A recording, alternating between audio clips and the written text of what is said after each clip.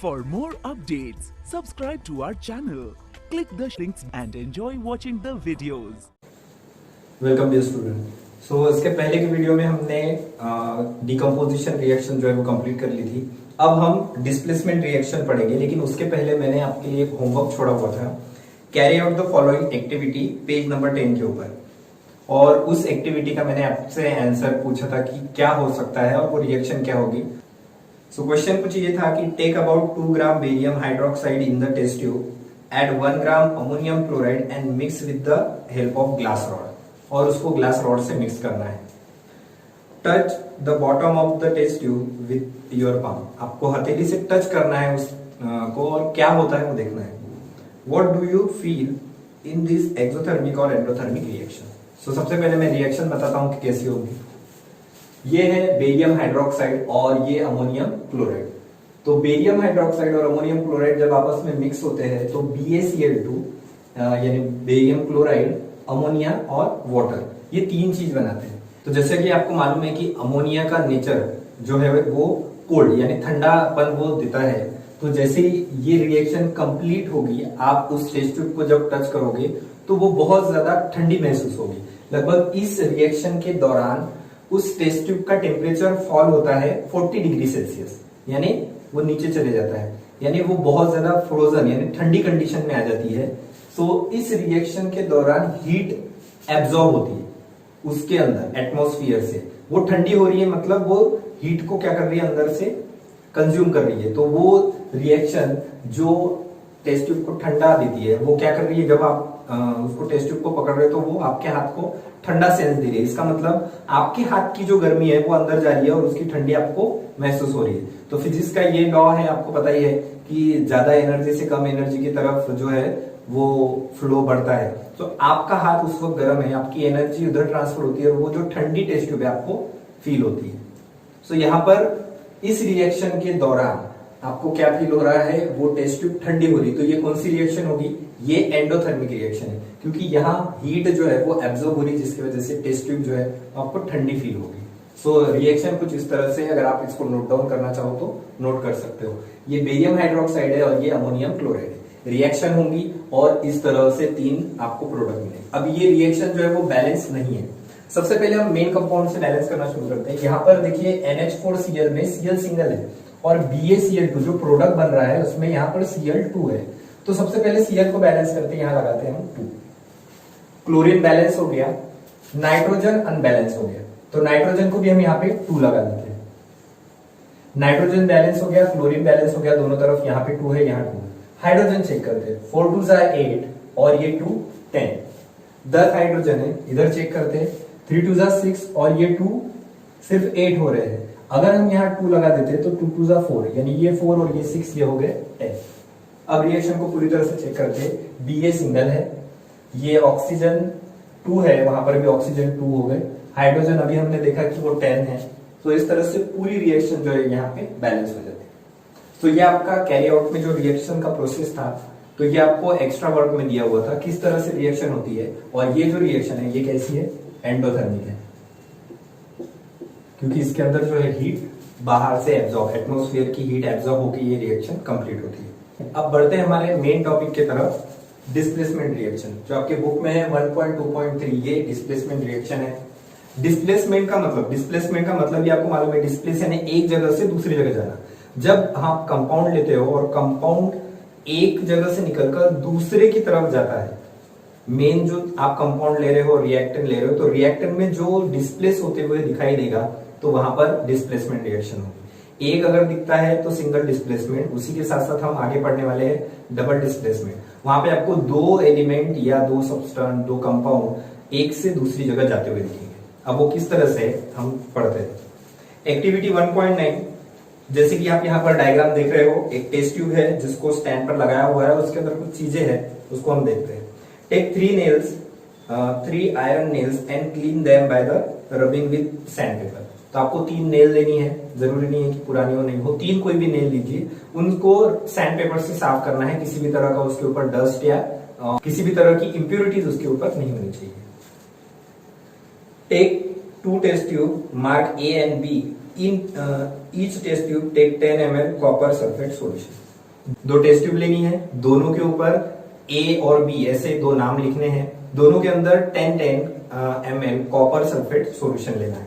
आगे क्या करना है, tie two iron nail with a thread and immerse them carefully in the copper sulphate solution in the test tube A. वहां पर B लिखा हुआ है, आपको करेक्शन करना है वहां टेस्ट ट्यूब ए के अंदर for about 20 minute in figure 1.8। तो जैसे कि आप यहाँ फिगर में देख रहे हैं, दो आयरन नेल डीप की हुई है और धागे से उनको सेंटर में लटकाया हुआ है, वो वॉल को टच नहीं कर रही है, सेंटर में, ताकि मैक्सिमम जो पोर्शन है उसका उस सॉल्यूशन के कांटेक्ट में है।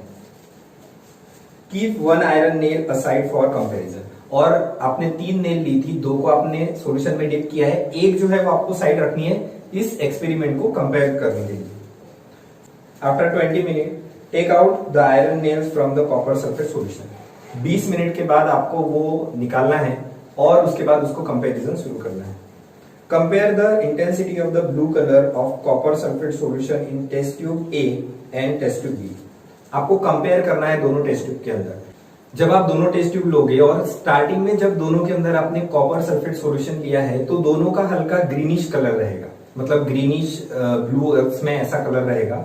जब आप आयरन नेल डिप करोगे टेस्ट ट्यूब ए के अंदर और 20 मिनट्स के बाद उसको रिमूव करोगे तो टेस्ट ट्यूब ए जो है वो डार्क ब्लू कलर की हो जाएगी और बी जो टेस्ट ट्यूब है आपने उसके साथ कोई एक्सपेरिमेंट नहीं किया, वो एज इट इज ही रहेगी।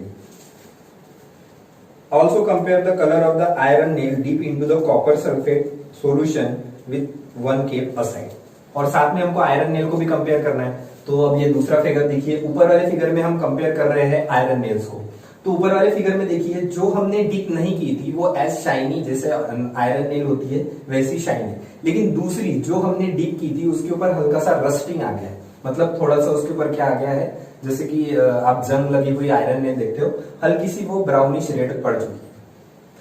हम सॉल्यूशन को कंपेयर करते हैं, जैसे कि दूसरा फिगर नीचे देख रहे हो। पहला सॉल्यूशन है कॉपर सल्फेट सॉल्यूशन जो टेस्ट ट्यूब ए के अंदर है, जिसमें आपने आयरन नेल को डिप किया हुआ था। तो वो आयरन नेल डीप होने के बाद पूरी प्रोसेस 20 मिनट्स की, वो डार्क ब्लू में कन्वर्ट हो गया। और जिसके अंदर हमने कुछ भी नहीं किया था, मतलब जो सॉल्यूशन हमने लिया था कॉपर सल्फेट का, उसमें कुछ भी हमने डिस्टर्बेंस नहीं किया था, वो एज इट इज आपको हल्का सा ब्लूइश ग्रीन दिख रहा है। अब वहां प्रॉपर बुक में आपको कलर नहीं दिखेगा, बट वो हल्का सा ब्लू और ग्रीन मिक्स दिखाई देता है। सो जब रिएक्शन हो जाती है तो कॉपर सल्फेट के साथ क्या होता है कि वो इतना ज्यादा ब्लू डार्क कलर में कन्वर्ट होता है। तो हम रिएक्शन देखते हैं। Why does the iron nail become brownish in the colour, ऐसी क्या चीजें होती है। सो हम रिएक्शन देखते हैं। पहली रिएक्शन देखिए, Fe जो है सॉलिड फॉर्म में और दूसरा है कॉपर सल्फेट सॉल्यूशन जिसके अंदर हम उसको डीप कर रहे हैं फॉर 20 मिनट। 20 मिनट डीप करने के बाद यहां से जो SO4 है ये ट्रांसफर हो जाएगा Fe के ऊपर, या दूसरी भाषा में हम बोल सकते हैं कि Fe जो है वो एक स्ट्रॉन्ग एलिमेंट है एज कंपेयर टू कॉपर। सो जो स्ट्रॉन्ग होता है वो उसको डिस्प्लेस कर देता है। यहाँ Fe कॉपर को डिस्प्लेस कर रहा है, वहां से हटा रहा है और खुद कहां पर जुड़ रहा है, सल्फर के प्लेस पे। सो यहाँ Fe जो है एक स्ट्रॉन्ग एलिमेंट है एज कंपेयर टू कॉपर। आप पीरियोडिक टेबल में भी देखोगे तो इसकी जो डोनेट कैपेसिटी है या गेनिंग कैपेसिटी है, इन दोनों में Fe ज्यादा पावरफुल है एज कंपेयर टू कॉपर। सो यहाँ Fe जो है वो कॉपर को डिस्प्लेस कर देता है, निकाल देता है, इसीलिए ये रिएक्शन होगी डिस्प्लेसमेंट रिएक्शन। सो Fe यहाँ से इसको रिमूव करता है, वो निकल जाता है और उसके जगह पर वो खुद जुड़ जाता है और बनाता है FeSO4 यानी आयरन सल्फेट। तो आयरन सल्फेट यहाँ पे बनने के बाद उसका जो कलर है वो थोड़ा सा फेंट हो जाता है, जिस तरह से यहाँ पर रिएक्शन दिखाई है। और वहां पर टेस्ट ट्यूब में आप कंपैरिजन देख रहे हो तो टेस्ट ट्यूब ए में देखिए वो डार्क है और टेस्ट ट्यूब बी में वो लाइट है। सो क्यों वो जो कलर है वो फेड हो जाता है, यानी कि हल्का पड़ जाता है। सो रीजन यहाँ पर आपको दिखाई दे रहा है कि ये पहले कॉपर सल्फेट जब था उसके अंदर तो वो अपने नॉर्मल कलर में था और जब यहाँ से कॉपर निकल गया तो वो दूसरे कलर में चेंज हो गया। सो दोनों टेस्ट ट्यूब आपको दिखाई हुई है किस तरह से कंपेरिजन हुआ। सो ये बहुत सारी ऐसी रिएक्शंस है जिसमें एक कंपाउंड दूसरे कंपाउंड को या एक एलिमेंट दूसरे एलिमेंट्स को जब रिमूव करता है, सिर्फ एक, यहाँ पर आपको दिखाई दे रहा है कि ये दोनों के बीच में ही यहाँ पर कॉम्पिटिशन हो रहा है, यानी कि Fe सिर्फ इसको निकाल रहा है, सिर्फ एक ही दिख रहा है यहाँ निकलते हुए, इसलिए ये सिंगल डिस्प्लेसमेंट रिएक्शन या सिर्फ नॉर्मली डिस्प्लेसमेंट रिएक्शन कहलाती है। जब एक ही एलिमेंट, एक ही कंपाउंड या कोई भी सब्सटेंस आपको सिर्फ एक ही रिमूव होते हुए दिखे तो वहां पर होगी डिस्प्लेसमेंट रिएक्शन या आपको याद रखने के लिए सिंगल डिस्प्लेसमेंट, यहाँ पर सिर्फ सिंगली एक ही एलिमेंट डिस्प्लेस हो रहा है इसलिए। आगे देखते हैं, in this reaction iron has displace और रिमूव अनदर एलिमेंट। इस रिएक्शन के अंदर जैसा कि मैंने बताया कि आयरन जो है वो डिस्प्लेस करता है अनदर एलिमेंट को। Copper from copper sulphate solution, तो कॉपर सल्फेट में से कॉपर को वो रिमूव कर देता है। This reaction is known as displacement reaction. So ऐसी रिएक्शन जिसके अंदर एक एलिमेंट दूसरे एलिमेंट को अपने ही कंपाउंड से या अपने सब्सटेंस से रिमूव करता है, सो उसको कहते हैं displacement reaction. Other example of displacement reaction, कुछ और एग्जांपल हम देखते हैं कि उसके अंदर किस तरह से डिस्प्लेसमेंट रिएक्शन होती है। सो यहाँ दो और रिएक्शन है, जिंक कॉपर सल्फेट वही हमने लिया हुआ है, सेम यहाँ पर सॉलिड और एक्वस जिस तरह से था ये भी सॉलिड और एक्वस फॉर्म में है। इसको फिर से रिएक्ट करेंगे तो यहाँ Zn फिर से पावरफुल है एज कंपेयर टू कॉपर, ये इसको रिमूव करेगा, खुद वहां पर सल्फर के साथ अटैच हो जाएगा और बनाएगा जिंक सल्फेट। दूसरी रिएक्शन और देखते हैं, यहाँ Pb यानी लीड है, लीड के साथ कॉपर क्लोराइड, इन दोनों को हम रिएक्ट करवाते हैं। फिर से कॉपर जो है वो वीक है तो वो वीकर डिस्प्लेस हो जाएगा और उसके जगह पर Pb अटैच हो जाएगा और बनाएगा लीड क्लोराइड। तो इस तरह से ये तीन रिएक्शन आपके बुक में दी है, तीनों की तीनों रिएक्शन जो है वो डिस्प्लेसमेंट रिएक्शन है, क्योंकि आपको क्लियरली दिखाई दे रहा है जो ओरिजिनल यहाँ पर जो उसका कंपाउंड है, क्योंकि यहाँ दो है इसलिए मैं बार बार कंपाउंड कर रहा हूँ, तो ये जो सॉल्यूशन है इसके अंदर दो दो अटैच है, यहाँ पर CO और SO4, लेकिन जो स्ट्रॉन्ग एलिमेंट है उसमें से उस कॉपर को रिमूव कर रहा है हर बार और खुद अटैच हो रहा है। सो ये सारी की सारी रिएक्शन क्या होगी, displacement reaction. Zinc and lead are more reactive element than copper, तो यहाँ रीजन भी आप लास्ट में देख सकते हो कि बहुत ज्यादा स्ट्रॉन्ग है as compare to copper. They displace copper from its compound, और इसीलिए वो उसके कंपाउंड से उसी को निकाल देते हैं। तो सिंपली याद रखना कि उसके ही कंपाउंड से उसको निकाल देते हैं, जो निकलता है वो वीकर है और जो निकलता है वो स्ट्रॉन्गर है। सो यहाँ पर ये सारे के सारे स्ट्रॉन्गर एलिमेंट्स हैं कंपेयर टू कॉपर, इसलिए वो उसको डिस्प्लेस करते हैं। अब हम आगे बढ़ते हैं 1.2.4 डबल डिस्प्लेसमेंट रिएक्शन। यहां पर सिंगल एलिमेंट निकला था, अब हम देखेंगे कि दो दो एलिमेंट आपको निकलते हुए दिखेंगे या डिस्प्लेस होते हुए दिखेंगे। सो डबल डिस्प्लेसमेंट रिएक्शन हम पढ़ते हैं। एक्टिविटी 1.10, तो जैसे कि आप यहां देख रहे हो एक्टिविटी 1.10 में दो टेस्ट ट्यूब में कुछ करते हुए दिखा रहे हैं।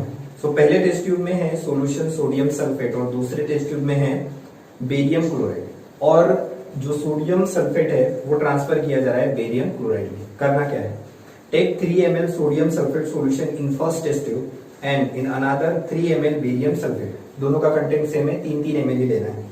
मिक्स टू सॉल्यूशन, दोनों को एक दूसरे में मिक्स करना है।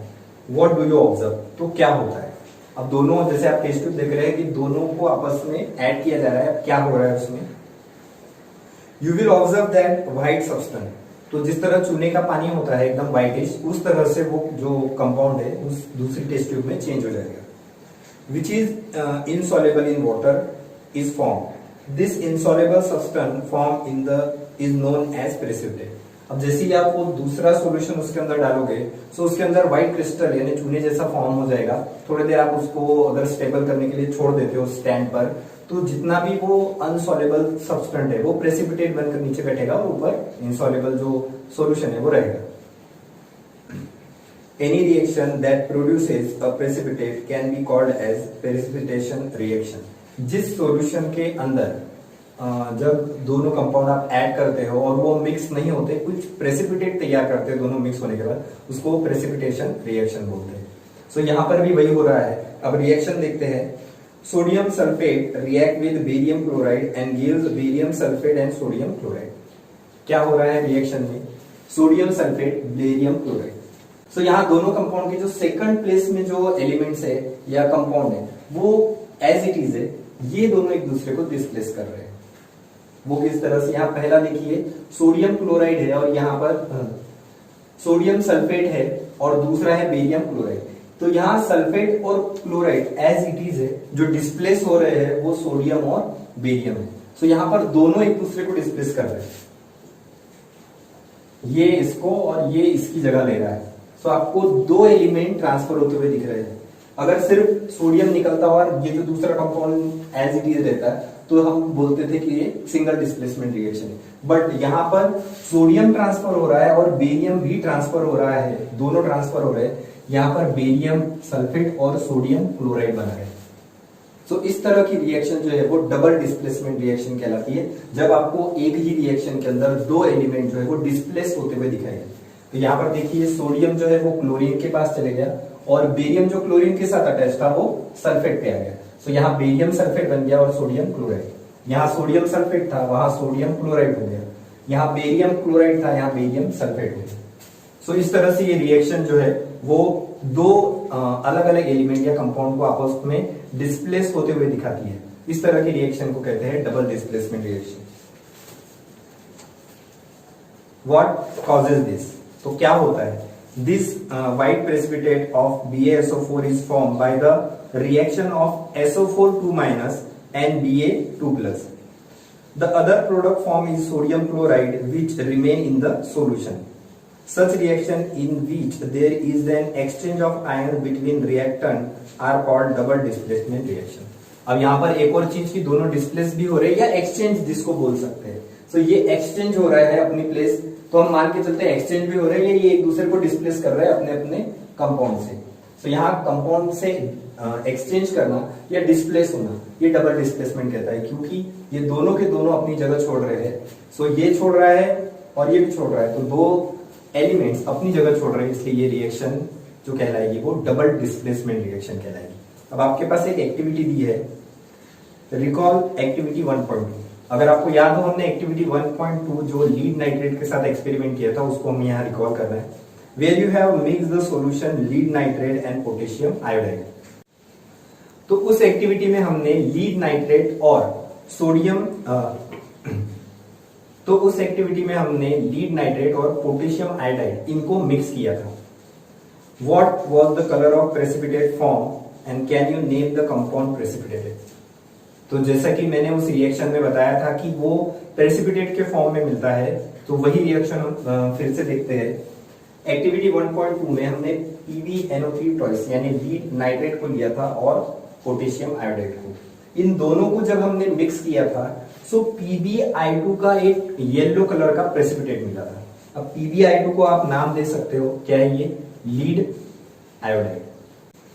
Right the balance chemical equation for this reaction. अब हमने जो रिएक्शन लिखी है वो कहीं से भी बैलेंस नहीं है, क्योंकि यहाँ I सिंगल है, यहाँ I2 है, यहाँ NO3 सिंगल है और यहाँ NO3 टॉइस के फॉर्म में। सो सबसे पहले हम NO3 को ही बैलेंस करते हैं। सो NO3 को बैलेंस करने के लिए हमें यहाँ पर लगाना पड़ेगा 2। सो यहाँ नाइट्रेट बैलेंस हो गया, यहाँ 2 है, यहाँ 2 है, बट पोटेशियम जो है वो अनबैलेंस हो गया। पोटेशियम कितना लगा है? 2। सो पोटेशियम को हम राइट साइड में बैलेंस करते हैं, लेफ्ट साइड में, तो ये हो गया ट्वाइस Ki यानी 2Ki।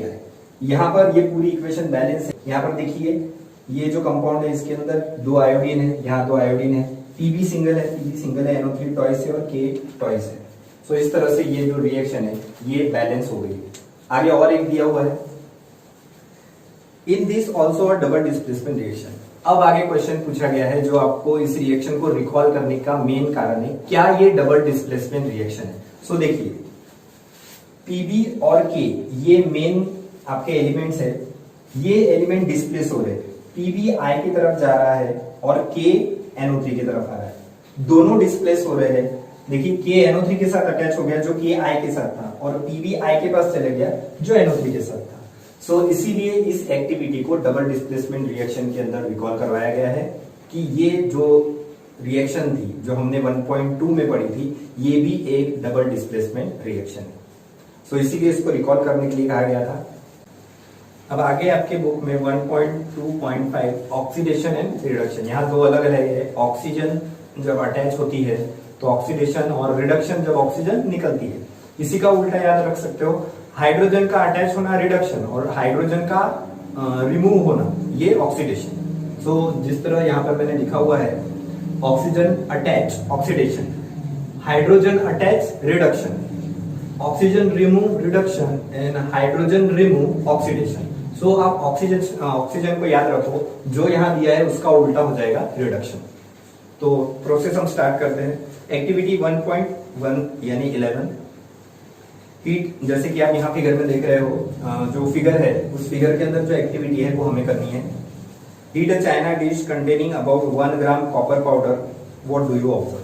सिर्फ कॉपर पाउडर को आपको बर्न करना है, तो क्या होगा? नॉर्मली जब भी हम जलाते हैं तो ऑक्सीजन इन्वॉल्व होती है। The surface of copper powder become coated with the black copper oxide. जब कॉपर को हम लेंगे और उसको जलाएंगे तो वो जलने के बाद ऑक्सीजन के साथ रिएक्शन करने के बाद ब्लैक कलर में फॉर्म हो जाएगी। Why has this black substance form? क्यों होगा? तो जब हम उसको जलाएंगे तो उसके ऊपर क्या आ जाएगा? ऑक्सीजन की लेयर आ जाएगी और वो बन जाएगा CuO, कॉपर प्लस ऑक्सीजन, वो बन जाएगा CuO, जिसके कारण उसके ऊपर ब्लैक कलर की एक लेयर जनरेट हो जाएगी। This is because the oxygen is added to copper and copper oxide is form. जैसे हमने मैग्नीशियम के साथ रिएक्शन देखी थी, वैसे ही हम कॉपर के साथ रिएक्शन देखेंगे। सो यहाँ पर रिएक्शन देखिए Cu प्लस O2, ये पहली reaction. Cu plus O2 heat करेंगे तो CuO बनेगा। अब ये रिएक्शन जो है वो बैलेंस नहीं है, तो बैलेंस करने के लिए सबसे पहले ऑक्सीजन को बैलेंस करते हैं हम राइट साइड में। ऑक्सीजन बैलेंस हो गया, कॉपर अनबैलेंस हो गया, यहाँ लगा। सो कॉपर को हमने बर्न किया है ऑक्सीजन की प्रेजेंस में, तो ये कॉपर ऑक्साइड बना। इस ऑक्साइड के कारण ये जलने के बाद जो है वो ब्लैक कलर में कन्वर्ट हो गया है। यहां पर आपने देखा होगा कि ऑक्सीजन अटैच हो रहा है, तो जब भी ऑक्सीजन अटैच होगा तो वो रिएक्शन होगी ऑक्सीडेशन। जैसे आगे है, hydrogen gas is pass over this heated material. तो जैसे हमने अभी देखा कि इसको गर्म किया है तो ये CuO भी गर्म है। इस हीटेड मटेरियल के ऊपर हम अगर हाइड्रोजन प्रोवाइड करते हैं, the black coated of the surface turning brown as the reverse reaction take place of copper is obtain. अब यहाँ पर रिवर्स रिएक्शन होगी। जैसे ही आप इस गर्म मटेरियल के ऊपर, हॉटेड मटेरियल के ऊपर हाइड्रोजन गैस प्रोवाइड करोगे तो यहाँ रिवर्स रिएक्शन होगी। यानी ये हम रिएक्शन यहाँ लेते हैं CuO प्लस H2, इसके ऊपर हाइड्रोजन आप प्रोवाइड कर रहे हो, वो गर्म है, हीटेड है, क्योंकि हाइड्रोजन भी गर्म ही होती है। अब यहाँ पर ऑक्सीजन निकल के कहाँ चले जाता है? हाइड्रोजन के साथ, और कॉपर हमें मिल जाता है। तो ये रिवर्स रिएक्शन भी बोल सकते हैं आप कि कॉपर आपको वापस से मिल रहा है और यहाँ पर साथ में H2, तो उसका जो कलर है वो वापस से चेंज हो जाता है। रिएक्शन होगी CuO plus H2 heat and Cu plus H2O। If a substance gain oxygen during reaction, it is oxidized. If a substance lose oxygen during reaction, it is reduced. अब यहाँ पर ऑक्सीजन गेन हुआ था तो ये oxidise हो गया या ऑक्सीडेशन रिएक्शन हो गई। यहाँ ऑक्सीजन लूज हुआ, कॉपर से ऑक्सीजन लूज हुआ तो रिड्यूस हुआ। रिड्यूस मतलब रिडक्शन। सो इस रिएक्शन को आप आगे कह सकते हो ऑक्सीजन अटैच होते हुए दिख रहा है, ऑक्सीडेशन रिएक्शन। यहां से ऑक्सीजन लूज होते हुए दिख रहा है तो इसको कह सकते हैं रिडक्शन। बट ये जो प्रोसेस सेकंड वाली है ये साइमल्टेनियसली एक ही टाइम पर ऑक्सीडेशन भी है और रिडक्शन भी है। रीजन, कॉपर से ऑक्सीजन निकल रहा है, इस वजह से ये रिडक्शन है। बट हाइड्रोजन के साथ ऑक्सीजन जुड़ रहा है, इसलिए ये ऑक्सीडेशन है। तो क्लियरिफिकेशन देते हुए इसी रिएक्शन को और आगे दिया गया है कि ऐसी रिएक्शन को फिर दोनों का कंबाइन नाम देते हैं रेडॉक्स रिएक्शन। जैसे कि यहाँ लिखा हुआ है रेड यानी रिडक्शन, ऑक्स मतलब ऑक्सीडेशन। सो ये बन जाता है रेडॉक्स रिएक्शन। कैसे होता है? During this reaction 1.29 the copper oxide is losing oxygen and is being reduced. Oxygen निकल गई तो वो रिडक्शन बन गया। The hydrogen is gain oxygen and is get oxidise, और दूसरी तरफ ऑक्सीजन हाइड्रोजन से अटैच हो गई तो वो ऑक्सीडाइज हो गया है। In other word, one reactant get oxidise and other get reduce during the reaction. So एक ही रिएक्शन के अंदर एक ऑक्सीडाइज हो रहा है और एक रिड्यूस हो रहा है, यानी रिडक्शन बन रहा है। Such reaction is called as oxidation reduction reaction और रेडॉक्स रिएक्शन। ऐसी रिएक्शन साइमल्टेनियसली कहलाती है ऑक्सीडेशन रिडक्शन रिएक्शन, या सिंपली उन दोनों के सफिक्स जो है वो ले लेते हैं, उन दोनों के प्रीफिक्स जो है वो ले लेते हैं और उनसे बनाते हैं रेडॉक्स रिएक्शन। रिडक्शन से रेड और ऑक्सीडेशन से ऑक्स लेकर ये बनी रेडॉक्स रिएक्शन। अब यहाँ आपको क्लियरिफिकेशन दिखेगा। यहां से ऑक्सीजन लूज हो रही है, इसलिए नीचे कॉपर के ऊपर जो प्रोसेस हो रही है वो रिडक्शन की हो रही है। यहाँ हाइड्रोजन पर ऑक्सीजन अटैच हो रही है, इसलिए यहाँ पर इसको ऑक्सीडेशन के रूप में हम देखते हैं। तो कंबाइनली ये कहलाएगी रेडॉक्स रिएक्शन। यहाँ पर आपको देखो, यहाँ रीड अलग दिया है और अलग दिया है। तो ये रेडॉक्स रिएक्शन किस तरह होगी इसका क्लियरिफिकेशन आपको दे दिया है। सम अदर एग्जाम्पल, अब यहाँ पर और कुछ एग्जाम्पल हम लेते हैं जो रेडॉक्स रिएक्शन को दिखाते हैं। अब यहाँ देखिए ZnO प्लस C यानी जिंक ऑक्साइड के साथ हम कार्बन को अटैच कर रहे हैं। इस रिएक्शन में आगे बनता है Zn प्लस CO। अब यहाँ पर रेडॉक्स रिएक्शन कैसे हो रही है, यहां से ऑक्सीजन लूज हो रहा है तो जिंक पर रिडक्शन हो रहा है और कार्बन के ऊपर जाके वो ऑक्सीजन अटैच हो रहा है तो कार्बन पर वो रिएक्शन ऑक्सीडेशन हो रही है। इसलिए इस सिंगल रिएक्शन के अंदर रेडॉक्स दोनों रिएक्शन एक साथ हो रही है। अनदर MnO2 प्लस 4HCl, यहाँ आगे देखिए MnCl, यहाँ पर ऑक्सीजन निकल रहा है Mn से और कहाँ अटैच हो रहा है वो हाइड्रोजन पे। यहां से Cl निकल रहा है यानी हाइड्रोजन निकल रहा है, ये दोनों निकल रहे हैं और MnCl जुड़ रहा है और ये आपस में अटैच होकर क्या बना रहे हैं H2। सो इस रिएक्शन का क्लियरिफिकेशन देखते हैं। In reaction carbon is oxidised to CO and ZnO is reduced to Zn. In the reaction 1.32 HCl is oxidized. यहाँ देखिए HCl जो है यहाँ ये ऑक्सीडाइज हो रहा है क्योंकि यहाँ से ऑक्सीजन इसके पास जा रही है और Cl को रिमूव कर रही है, तो HCl ऑक्सीडाइज हो रहा है और MnO2 जो है वो रिड्यूस हो रहा है, वहां से ऑक्सीजन निकल रही है। सो दोनों कंडीशन में ऑक्सीजन, आप सिंपली याद रख सकते हो, ऑक्सीजन का अटैच होना ऑक्सीडेशन, ऑक्सीजन का रिमूव होना रिडक्शन। इसी का उल्टा याद रखोगे, हाइड्रोजन का अटैच होना रिडक्शन और हाइड्रोजन का रिमूव होना ऑक्सीडेशन। इसको साइमल्टेनियसली याद रख सकते हो जिस तरह यहां दिया हुआ है। From the above example we have said that, अब हम दोनों को किस तरह याद रख सकते हैं, if a substance gain oxygen और लूज हाइड्रोजन, ऑक्सीजन लेना या हाइड्रोजन निकलना, ये होगा ऑक्सीडेशन, इज कॉल्ड ऑक्सीडाइज या oxidation. If a substance lose oxygen and gain hydrogen, oxygen का लूज करना हमें याद रखना है रिडक्शन, और ऑक्सीजन लूज होगा इसका मतलब वहां हाइड्रोजन गेन भी हो सकता है, सो इसको कहेंगे हम reduction. So is called it is reduce. तो सिंपली कंफ्यूजन ना क्रिएट करते हुए आपको सिर्फ एक ही याद रखना है, दूसरा उसका अपोजिट। ऑक्सीजन का जुड़ना ऑक्सीडेशन, ऑक्सीजन का निकलना रिडक्शन, और इसी का उल्टा अगर कर देते तो वो हाइड्रोजन के लिए हो जाएगा।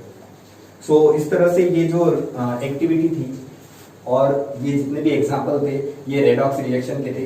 एक एक्टिविटी हमने पुरानी परफॉर्म की थी 1.2, उसको रिकॉल करना है। Where magnesium ribbon burn with dazzling flame in the air, यानी ऑक्सीजन की प्रेजेंस में, and change into a white substance. तो जब हमने एक्टिविटी 1.2 परफॉर्म की थी, 1.1 परफॉर्म की थी, उसमें मैग्नीशियम के साथ ऑक्सीजन को हमने रिएक्ट करवाया था। तो मैग्नीशियम प्लस ऑक्सीजन आपको मिला था MgO, मैग्नीशियम ऑक्साइड। वहां आपको क्लियरली दिखाई दे रहा है कि मैग्नीशियम के साथ ऑक्सीजन अटैच हो रही है, तो क्लियरली आप कह सकते हैं कि वो रिएक्शन कैसी है, oxidation. So magnesium oxide is magnesium become oxidized or reduced in this reaction. So मैंने रिएक्शन लिख के रखी है कि ये जो रिएक्शन है एक्टिविटी 1.1, मैग्नीशियम और ऑक्साइड ऑक्सीजन इन दोनों की हमने रिएक्शन करवाई थी। क्या बना था, MgO। क्लियरली दिखाई दे रहा है कि ऑक्सीजन मैग्नीशियम के साथ अटैच हो रहा है, तो आप इसको ऑक्सीडेशन कहोगे या रिडक्शन, सिंपली ये क्या है, ऑक्सीडेशन रिएक्शन। जहां ऑक्सीजन अटैच होगी वो ऑक्सीडेशन, जहां ऑक्सीजन रिमूव होते हुए दिखाई देगी वो रिडक्शन। सो आज आपका पूरा जितना भी जो इक्वेशन के टाइप है केमिकल इक्वेशन के, तो आज पूरे पांचों टाइप आपके कंप्लीट हो गए। Combination, decomposition, displacement, double displacement और रेडॉक्स रिएक्शन या ऑक्सीडेशन एंड रिडक्शन रिएक्शन। आप सारी की सारी रिएक्शंस को एक बार फिर से पूरी तरह से रिकॉल कीजिए।